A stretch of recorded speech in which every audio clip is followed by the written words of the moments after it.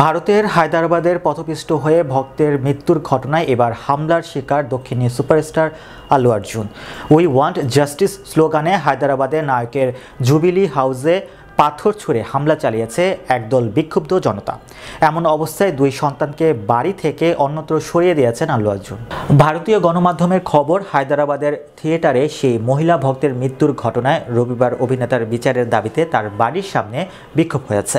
এদিন দুপুরে নায়কের বাড়ির সামনে ঢিল ছুঁড়ে টব ভেঙে একেবারে তছনছ করে দেওয়া হয় প্রবেশপথ। শুধু তাই নয়, নিহতের পরিবারকে 1 কোটি রুপি দেওয়ার দাবিও জানিয়েছেন তারা। উল্লেখ্য, যদিও এর আগে সেই নিহতের পরিবারকে 25 লক্ষ রুপি দিয়ে আর্থিক সাহায্য করেছেন আল্লু।